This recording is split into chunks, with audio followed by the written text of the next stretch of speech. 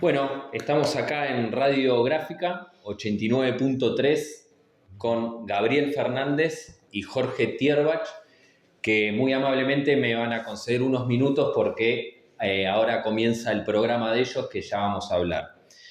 ¿Cómo andan? Buenas tardes. ¿Qué tal? Un placer, Andrés. Bienvenido a La Gráfica. Muchas gracias. Quería que me hablen un poco de la historia, de los orígenes de la radio. No sé, ¿quién quiere empezar?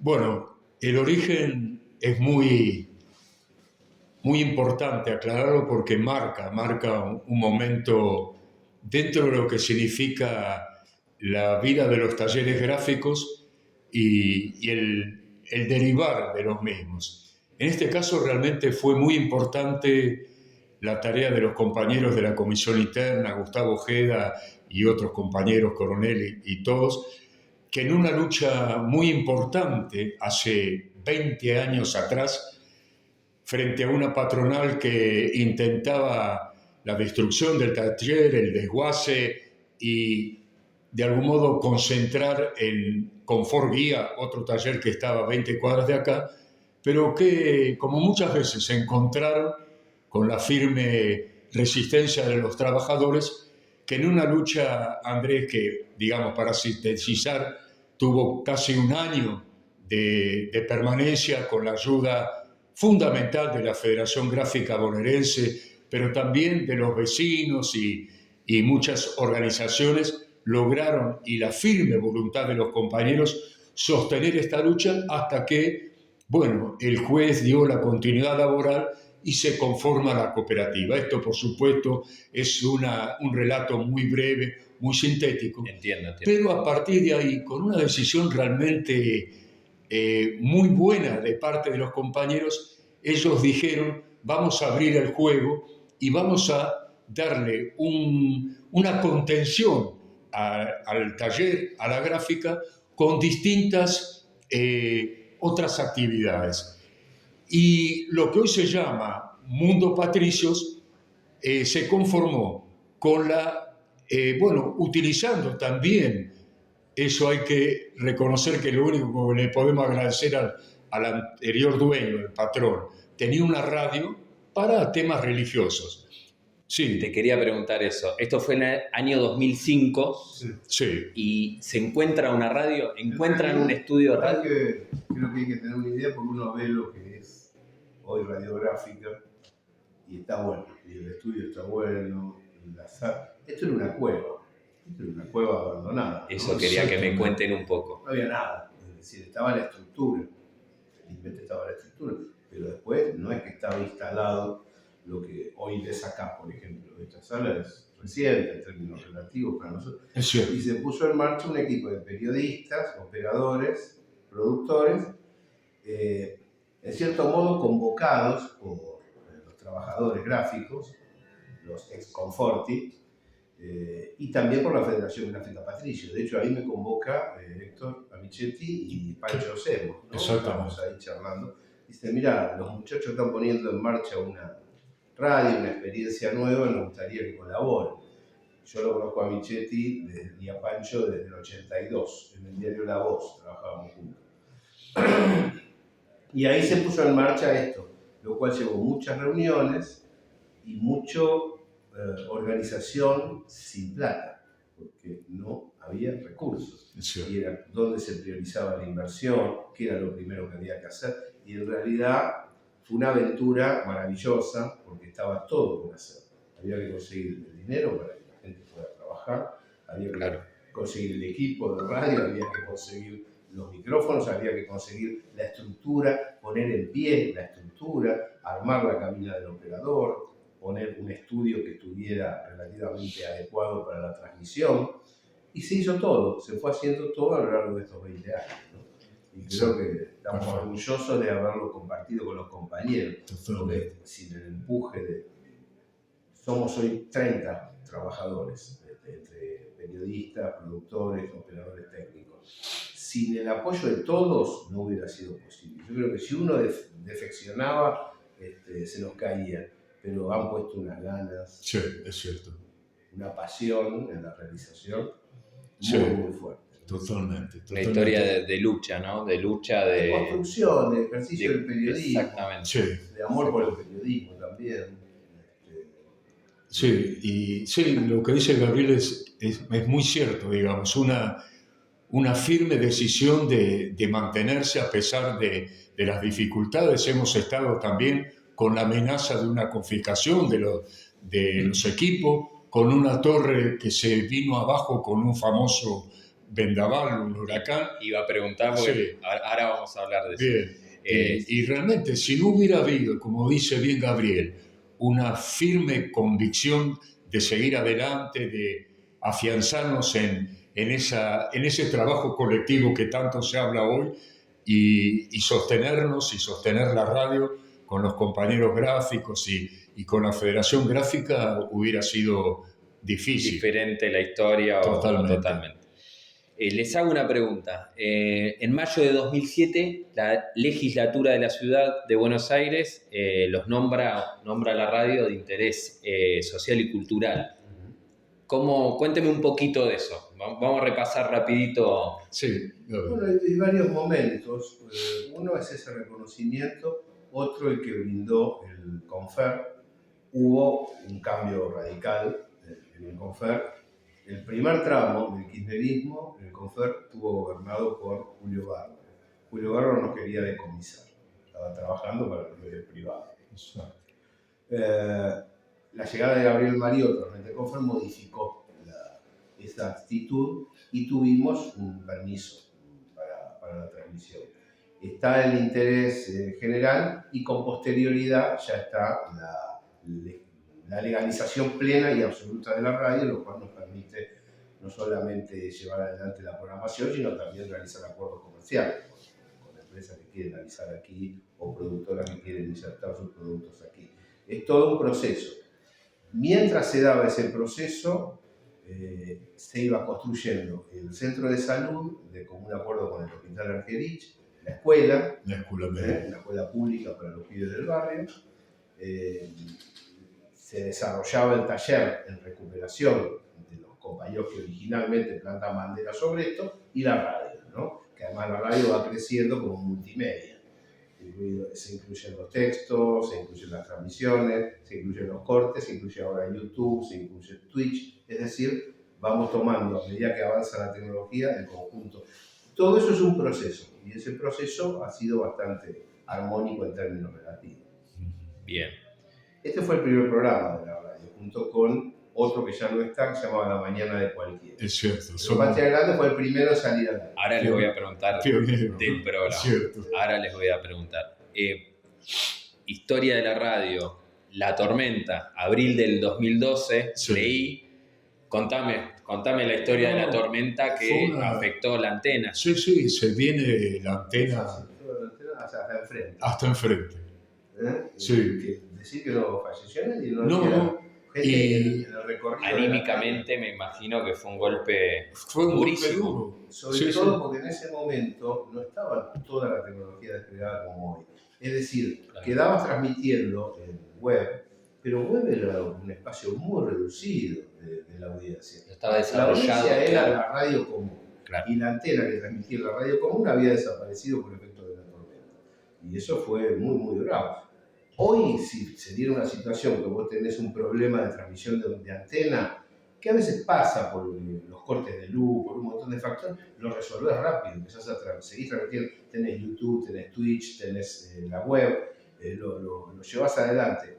Es un problema igual, pero en ese momento era casi quedar mudo. ¿Cómo lo resuelven? Sí, mirá, incluso había, creo que no me acuerdo mal, Gaby, recuperar el aire, una campaña de, como muchas otras veces, sostenerse en base a todos, a los compañeros, a las compañeras, organizaciones sindicales, sociales, y bueno, hubo una respuesta tan buena de todo que en muy poco tiempo logramos levantar una nueva torre más alta, con más potencia, y como dice Gabriel, seguimos avanzando en un proceso largo pero sin detenernos. Fue dinamizador.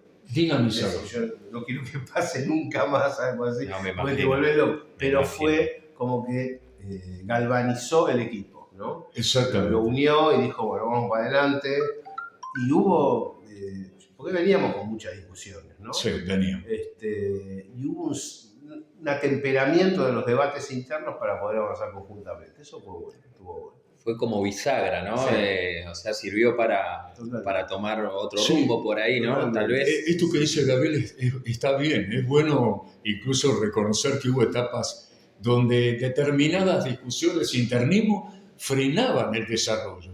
Y me parece que ahí me hago cargo con la conducción, la dirección periodística de Gabriel Fernández, se dividieron en áreas a la radio, cada uno tomó responsabilidades y empezó realmente a andar mucho más aceitadamente la radio, y ya es como que cada uno supo qué tarea realizar de ahí en más, y las reuniones pero ahora son de carácter productivo, de fijarnos metas, de establecer determinados lineamientos, y crecimos de manera exponencial, diría yo.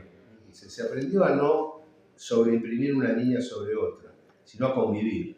Eso es decir, somos 30 personas, hay opiniones muy variadas. Sí, claro, sí, son un grupo grande. La sí, idea es sí. no contrastar, pero no contrastar bajando la producción, sino que cada uno tenga lugar, sin ofender al otro, para desarrollar su idea. Y también creo que una de las cosas que demuestra la gráfica es que el ordenamiento interno del medio no tiene por qué ser una exigencia vertical, sino que puede ser compartida. Esto no es fácil de aceptar en los medios comerciales. Sí, claro. En los medios no es fácil de piramidal, ¿no? Claro, sí. Y cuando dejas hacer a la gente, te das cuenta que la gente sabe lo que está haciendo. Es decir, el tipo que está cubriendo el movimiento obrero sabe lo que pasa en el movimiento. El tipo que cubre economía sabe lo que pasa en la economía. Y uno, aunque tenga una responsabilidad con los responsables por área, lo que tiene que hacer es aprender del otro, no decirle lo que tiene que hacer antes de conocer el planteo que hace el especialista. Y tal vez, acoto algo, el producto final es inclusive mejor. Es mejor. ¿Estás de acuerdo? No, si no, claro, si no, no. Porque, claro, digo, si nosotros nos hubiéramos sido tolerantes entre nosotros con la calidad, creo que esto no hubiera funcionado. Porque si no está bien hecho el medio, es un chiste. Es como decir, no, somos amateur. Y ahí está el tema de la guita. Es decir, acá lo que está claro, hay muchos debates en el medio del gremio, pero está claro que nosotros no le pedimos a la gente que trabaje gratis. La gente cobra su sueldo en tiempo y forma, lo cual lleva es importante, claro, sí. Sin tener ninguna colaboración del Estado, tenemos que conseguir los recursos, lo cual es todo un problema. Ahí el movimiento obrero entiende algunas cosas y se busca. Pero la idea no es que, y esas fueron las primeras discusiones también, ¿cómo hacemos?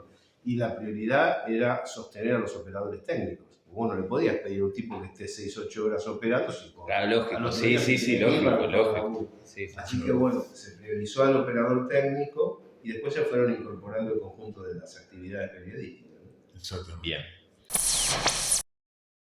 Patria Grande Latinoamericana, los jueves de 18 a 20. Ajá. Cuéntenme cómo surge, que ya más o menos anteriormente me comentaron, pero el programa, ¿cómo surge el programa? Claro, bueno, el gremio, nuestro secretario general, Guillermo Michetti, obviamente estaba, por supuesto, imbuido de lo que era la realidad del taller, la existencia de la radio, como bien dice Gabriel, tuvo que ser desempolvada porque estaba arrumbada en una cueva, digamos, y ahí surge la posibilidad o la intención de tener como Federación Gráfica, que somos parte constitutiva, además del proceso de la conformación de la cooperativa como gremio que apuntaló ese concepto, esa idea, de tener un programa.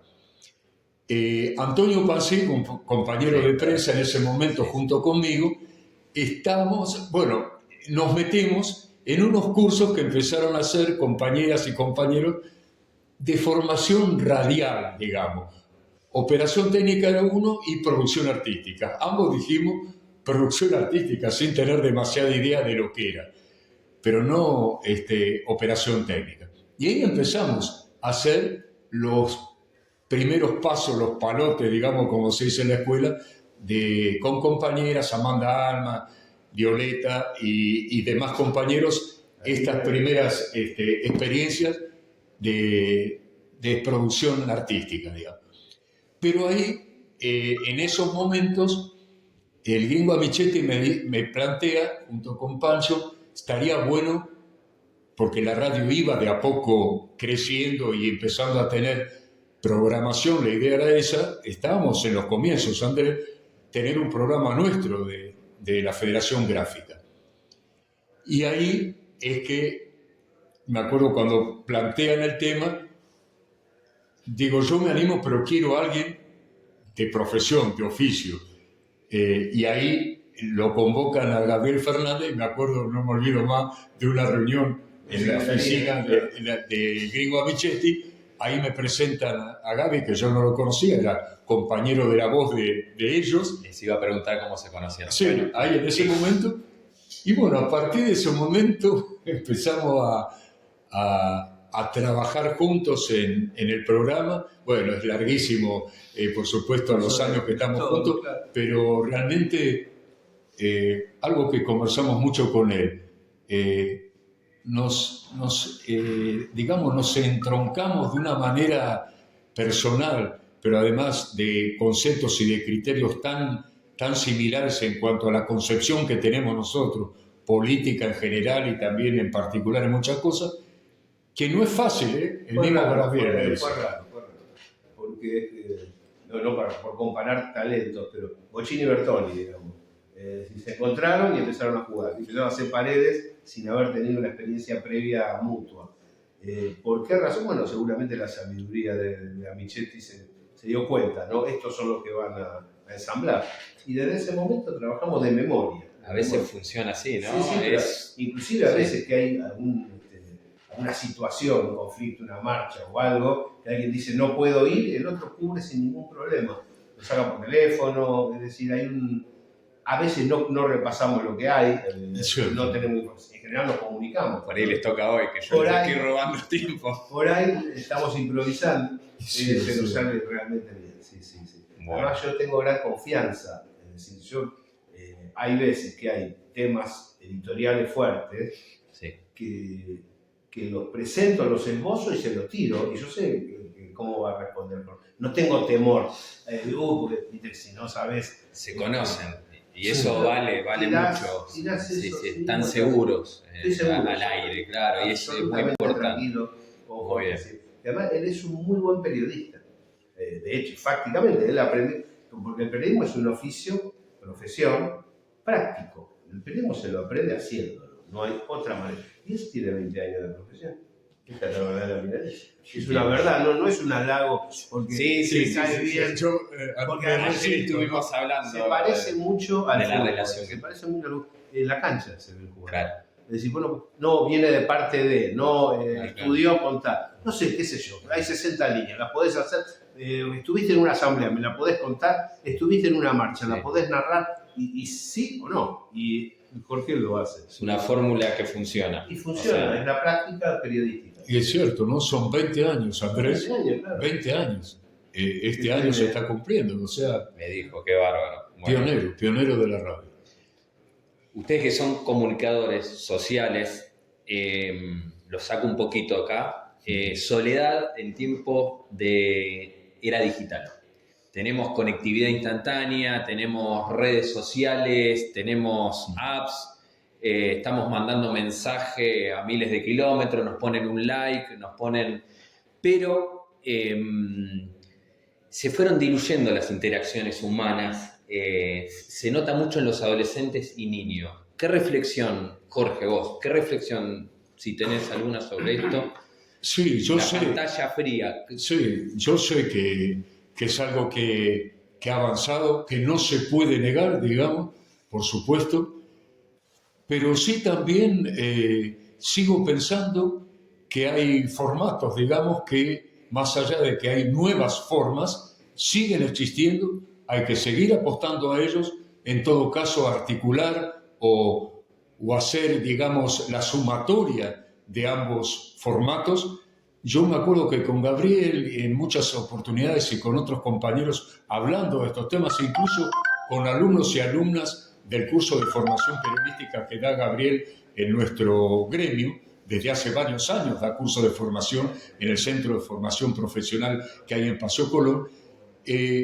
Siempre ha planteado a los compañeros y compañeras que más allá de esta, digamos, nuevas formas de comunicación, esta que vos planteabas, sigue existiendo esta manera, como bien decías vos, de comunicación cuerpo a cuerpo, con el formato analógico de la radio, de la televisión y de tantos otros medios.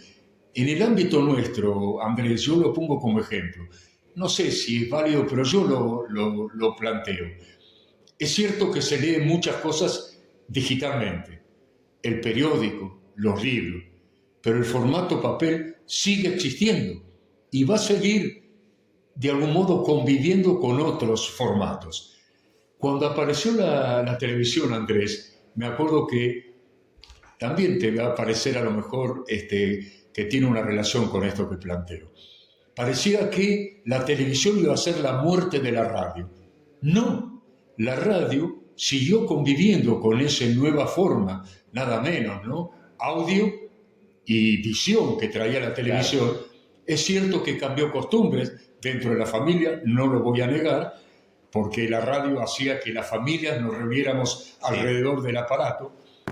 La televisión es que como que cambió, ¿no es cierto?, frente al aparato, la familia mirando. Pero siguieron conviviendo. La radio se ayornó en muchos aspectos y sigue dando pelea, entre comillas, junto con la televisión y otro formato. Esta es mi visión, hay que entender que no son peleas entre, sino son sumatorias de distintas formas. Está muy bien. Gabriel, esta es para vos.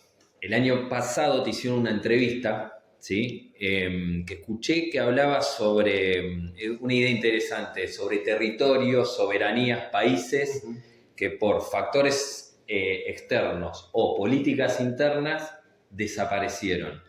Y comentabas que la Argentina iba hacia ese camino. Me resultó interesante, ya que este es un gobierno que desde el primer día, por ejemplo, pone en jaque el Estado Nacional. Y lo asociabas con un concepto de volveremos. Y vos decías, tal vez no haya a dónde volver. ¿Me podés ampliar un poquito, que me resultó alarmante, pero interesante la idea? Primero un toque, con respecto para complementar. Sí. En cualquier circunstancia técnica, nosotros dependemos mucho de los jóvenes, ¿no? Para el articulado técnico periodístico. Una buena nota es una buena nota.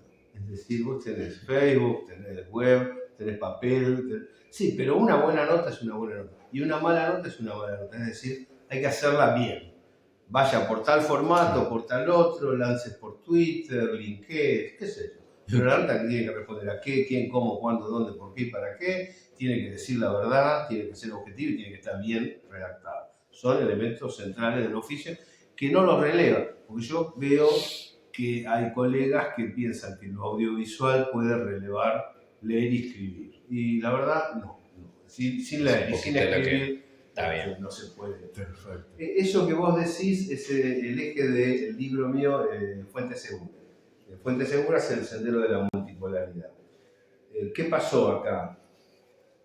En otro momento podemos ir más a fondo, pero rápidamente. Cortito, sí. Las grandes corporaciones financieras que destruyeron el muro, vencieron a la Argentina en la Guerra de Malvinas, metieron el golpe en nuestro país y disciplinaron al conjunto del planeta en esa dirección, con Thatcher y Reagan, instituyeron un gobierno mundial. Este gobierno mundial fue tomando recursos de los países periféricos para enriquecerse, acentuando el proceso que ya venía de antemano. Pero también empezaron a destruir los capitales productivos en beneficio de la renta. Esto llevó a una situación crítica que detonó en el 2008-2010. ¿Qué pasó ahí? El capital financiero es como un cáncer, no tiene un freno. Entonces, después de expoliar a las naciones del tercer mundo, empezó a expoliar a los estados centrales. Por eso yo digo que los estados centrales son desterritorializados. Y entonces son raquíticos. El problema que tiene Estados Unidos hoy en día tiene las nuevas poblaciones duermen en las calles y se drogan, esa es la situación, salen a disparar. Sí. se invocan a algún vecino. Europa tiene el PBI en baja, mientras que los BRICS, las naciones emergentes, crecen. Rusia, China, India, crecen. Apuestan al capital productivo, al desarrollo del consumo y apuestan al control de los estados. Argentina ha hecho un camino inverso, justo cuando era el inventor de la idea. Argentina dio al mundo la tercera posición y la comunidad organizada. Ahora que las naciones emergentes llevan adelante esas políticas para crecer, la Argentina fuga hacia atrás, ¿no? Le hace caso a los perdedores, a las naciones que se deterioran, el PBI. Por eso hay una desterritorialización del conjunto de los estados que adscriben al capital financiero y hay una reterritorialización de aquellas naciones que apuestan al Estado con energía, con fuerza y con capacidad inversora. Por eso digo que si la Argentina no revierte este camino, es posible que se disgregue. A veces no recordamos que hay naciones que desaparecieron. Como no las nombramos, ¿cuántos nombres de naciones hay? ¿Cuántos países a lo largo de los últimos 500 años han ido desapareciendo, absorbidos por otros, fragmentados, fracturados? Yugoslavia es uno de ellos, ¿no? La Argentina puede ser el día de mañana dividido en 4 sectores que se repartan los recursos naturales, uno en contacto con el Reino Unido, el otro en contacto con Israel, el otro en contacto con Estados Unidos, es decir, en contra de nuestra unidad territorial y nuestra unidad política. Yo creo que esa es una posibilidad, ojalá que no se dé, pero el rumbo dispuesto por este gobierno de destrucción del Estado va en esa dirección. En esa misma entrevista también mencionaste cómo algunos sectores bajan líneas de que tenemos un país mediocre, chico, de mierda, decís, me voy a permitir, cuando en realidad tenemos capital humano, tenemos políticas de salud y educación que son a nivel mundial de excelencia, y lo tomamos como una neurosis. ¿Cómo? No, lo dijiste vos porque lo escuché hace poquito. Desarrollar un poquito esa bajada de línea que la gente se lo termina creyendo, terminás diciendo. Yo creo que Jauretche es irreemplazable. Creo que Marx es irreemplazable y Jauretche es irreemplazable. Creo que hay cosas que un periodista no puede dejar de asomarse y leer, porque ordenan la cabeza, ¿no?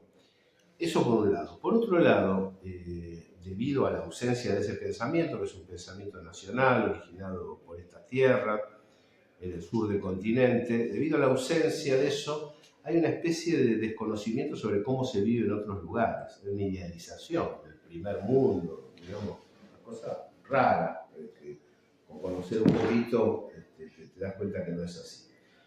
Y hay una queja continua del argentino promedio por vivir en la Argentina, cuando Argentina es un país maravilloso, pero no es un país maravilloso solo porque tiene la catarata, digamos, o tiene un paisaje lindo. Tiene un know-how impresionante, tiene un conocimiento técnico, tiene energía nuclear, tiene petróleo, tiene gas, tiene además el CONICET, un desarrollo científico-técnico muy apreciable, y en la Argentina se ha vivido bien, gracias al proceso nacional popular industrial, se ha vivido bien en comparación con otras naciones. La persona no puede comparar cómo vive ella con cómo vive el príncipe de Luxemburgo. Vos lo comparás con el mismo sector social. Cómo vive un trabajador en Italia, cómo vive un trabajador en los Balcanes, ahí es donde está. Pero acá a mí me han hecho indignar mucho. Los vecinos, los amigos, los compañeros. Es decir, viene un tipo, un ejemplo que yo doy, cierra su próspero comercio, ¿no? Se sube a su camioneta 4x4, va a la casa, llega a la casa, prende el aire acondicionado, descorcha un buen vino y dice: en Argentina no se puede vivir, no tolero a la cámpora, no tolero a los peronistas, no tolero a los sindicatos. No, loco, pero ¿dónde te crees que la vida de un comerciante es así? No es así la vida del comerciante en Francia, no es así la vida del comerciante en Serbia, ¿me entendés? ¿Cómo querés que vivir? Como el príncipe, ¿no? En un rapto de sinceridad, antes que surgiera la 125, donde no parecía una situación conflictiva, Globo Copatés se sinceró y dice, no, le plantearon si están pensando crecer. Dice, no, Grobo Copatía se lo dice a Viva de Clarín, ¿no? Si gana la bomba seríamos Jeques Árabes. Si ganamos una fortuna, los productores de soja. Claro, eso lo decían. Después ya se cayó porque vino el conflicto y se armó otro esquema de difusión. Pero es así la situación. A mí me cuesta entender qué es lo que las personas creen que merecen. Porque una cosa es tener derechos y pelear por tus derechos, y otra cosa es creer que vos merecés ser Rockefeller. ¿Me entendés? Bueno, eso me parece que es un tema para charlarlo, y sí, hay un rasgo psicológico detrás de eso. Hay un rasgo psicológico. Jorge, voy a ir redondeando, ya los libros, voy a ir redondeando. Acá estamos. Los ataques constantes a los periodistas de este gobierno, ¿cómo lo llevan ustedes que están en una posición, bueno, están a cargo de un programa? Brevemente. Sí, brevemente. ¿Qué lectura le haces? A mí me llama la atención que cada una semana, 10 días, hay un ataque.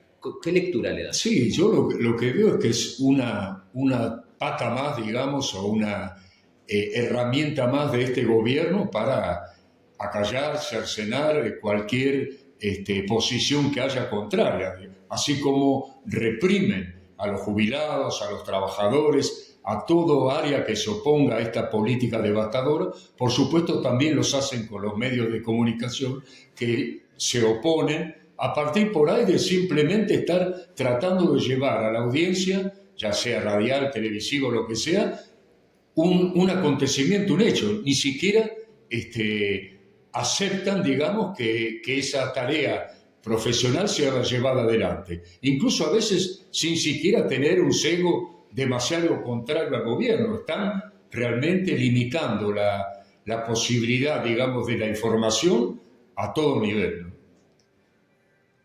Por último, ¿qué es la radio para vos? Yo sé que es un...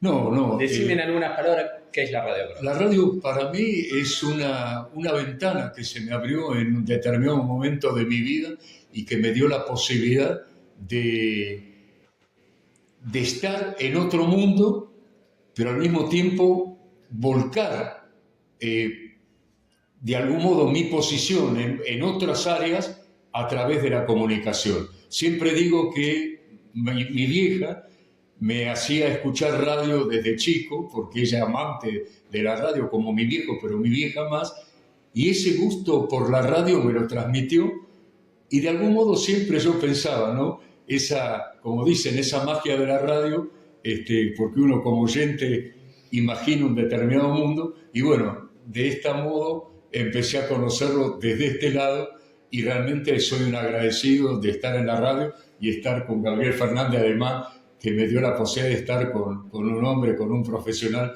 que me hace aprender y seguir avanzando en esto. Qué lindo lo de tu mamá. ¿Qué es este espacio para vos, para terminar? Es una maravilla, la verdad, la gráfica, haber podido estar acá. Tengo 45 años de oficio. Todos los medios se te ocurren, incluido Clarín, el que quieras. Repasé Este es el mejor lugar. Porque además uno siente que lo construyó a mano, junto con los compañeros. Está bueno eso. Muchísimas gracias. Qué gran entrevista, qué lector que sos. Eso me pareció. Había que indagar eso, lo que las cosas. Les voy a sacar unas fotos ahora. Me encanta que la entrevista que hiciste. Lo están llamando.